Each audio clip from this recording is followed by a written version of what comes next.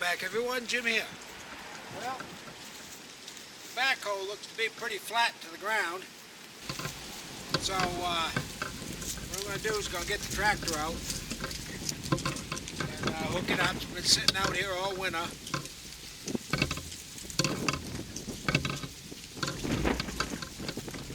And I don't anticipate any issues, but hey, we'll see. You never know.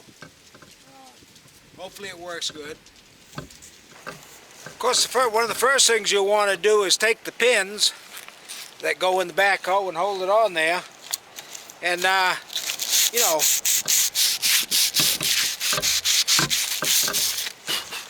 clean a little bit of the surface rust off them so that they'll slide in and out easy. Do the same thing on the backhoe, and then maybe a little bit of spray lubricant, you know, just so it slides together a little bit, keeps a little bit of the corrosion off.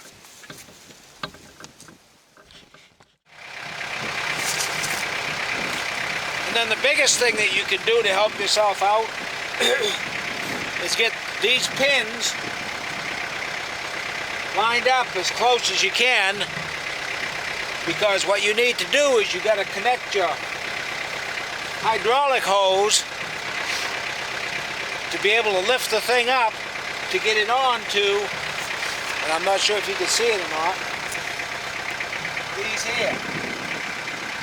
There's a couple of slots there that these pins need to drop down into. So I'll try to catch that on video.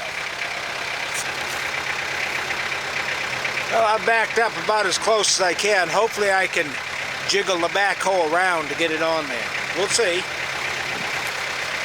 The other thing that's important with these backhoes is the hydraulic is under pressure as long as the tractor's running.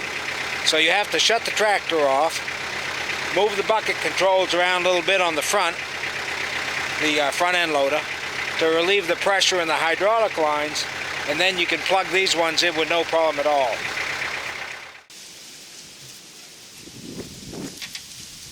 See how that just unplugged nice and easy? Same with that one.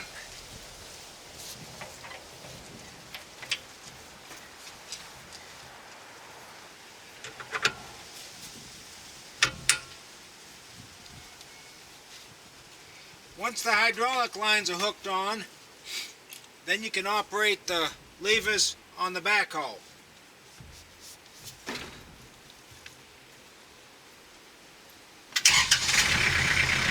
The first thing that needs to be done is to get these pins here hooked on.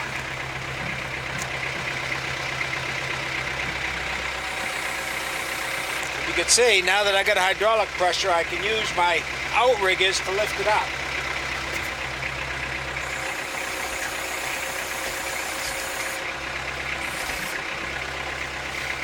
And then I'll roll the bucket forward to push this back.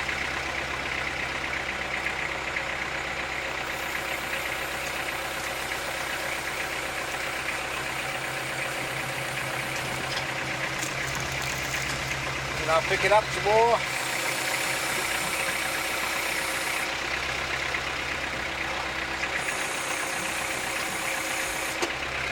And I'll roll it back some more. I might have to bring the tractor back a little bit, because it looks like now that I've brought it up some, I'm a little too far away, so I'm going to back up a little bit.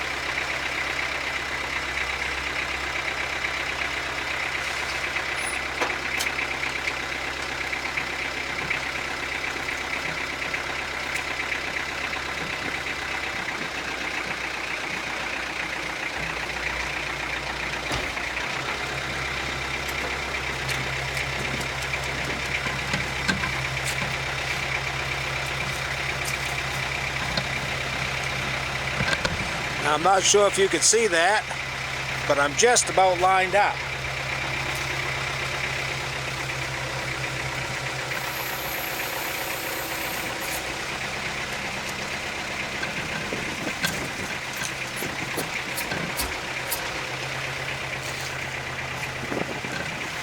Now what I'm going to do is let the outriggers down a little bit to let those pins fall down into place.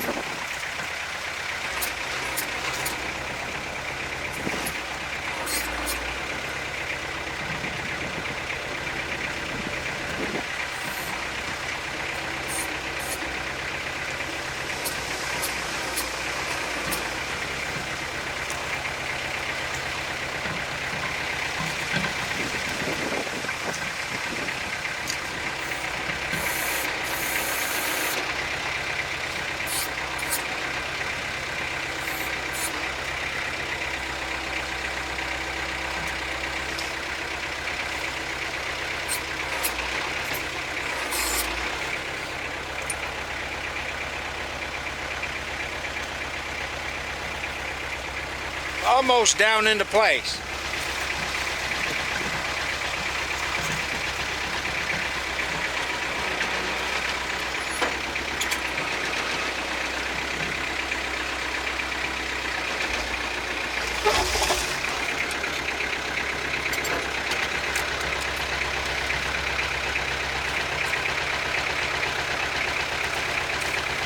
Yeah, I'm not sure if you saw it drop down into place, but that should have done it. Now I'm going to take the outriggers and bring them up so that those pins slide down into the pocket.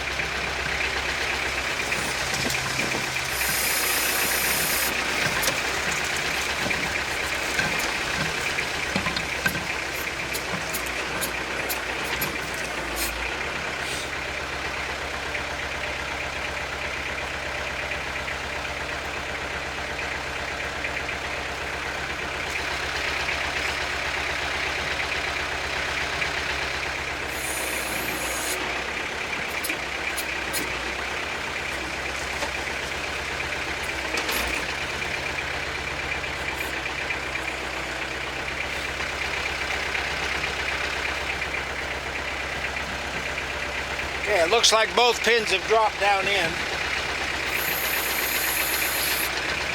Check your hydraulic hoses to make sure they're not tangled up in there.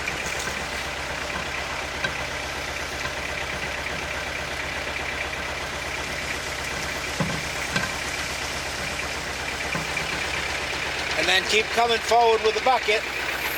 We'll rotate it back on those pins. And I think you can see these are going to line up, and as soon as they line up, then I can put the pin in.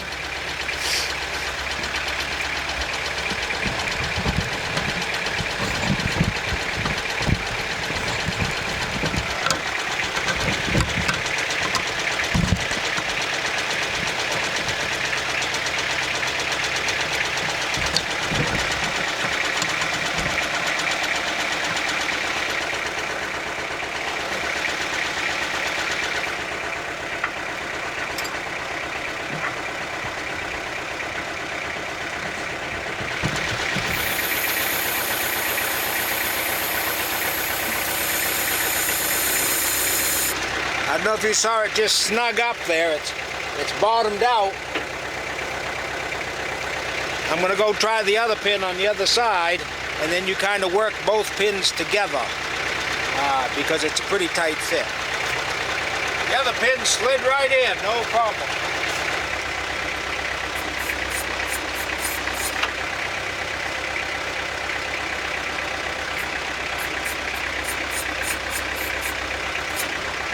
Yeah, did you see it? I kept bouncing it up a little bit, and it finally lined up, and they went right in.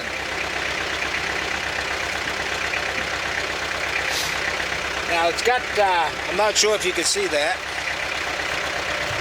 on the pin, once the pin is in, you don't want the pin ever coming out. On this handle, see how it's got this T-bar? You want the T-bar to go right into this hole, okay? That will keep that pin from going in and out.